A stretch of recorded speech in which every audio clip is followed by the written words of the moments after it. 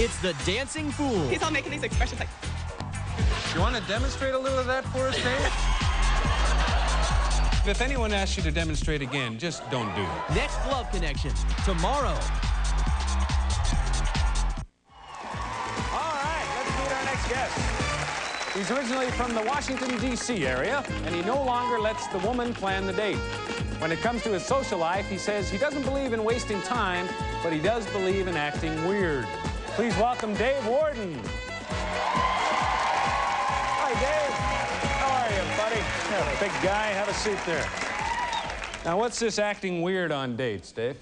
Well, basically, I feel it's really important just to be as freaked out and weird as you possibly can right away.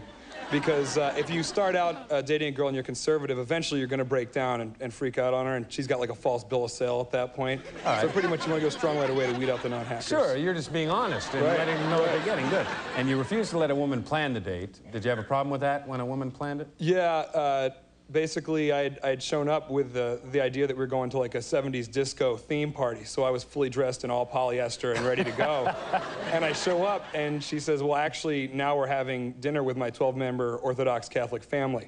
You know, so I sit down with that group and I was a little overdressed for that occasion. It threw you a bit of a curve, huh? Right. All right, let's take a look at the tapes that Dave saw. Remember, you guys are going to vote again.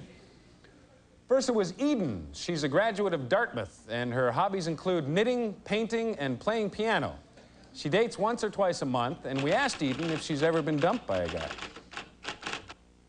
I've only been dumped once. I've dumped everybody else. and I don't know. I'm always the dumper, not the dumpy, and I hate it. The time I was dumped, I was like, God, that was so easy. I guess I didn't really have a lot invested if I felt that way.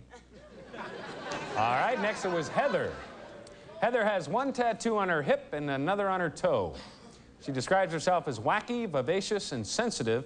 And here's how Heather describes the men she's been meeting lately. Dumb with doornails.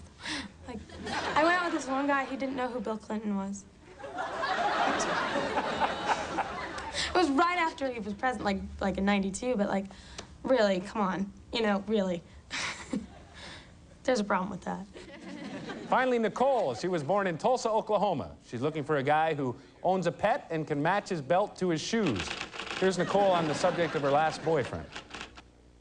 I walk by his bathroom in his apartment, and he's standing in the mirror going, oh, you're hot tonight.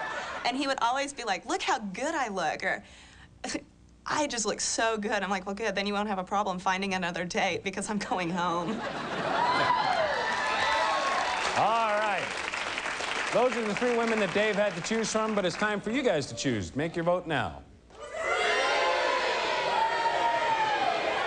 All right, Dave, the audience has made its choice, but why don't you tell us who you chose? I chose Nicole. Nicole, all right. We are, unfortunately, out of time, so we're going to find out everything that happened on Dave's date tomorrow. That's our show for today. We'll be back with Dave and more singles trying to make a love connection. We'll see you then.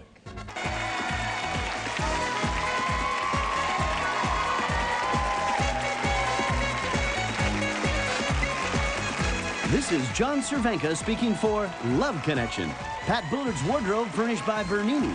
Love Connection is a PEL production produced in association with Telepictures Productions and distributed by Telepictures Distribution.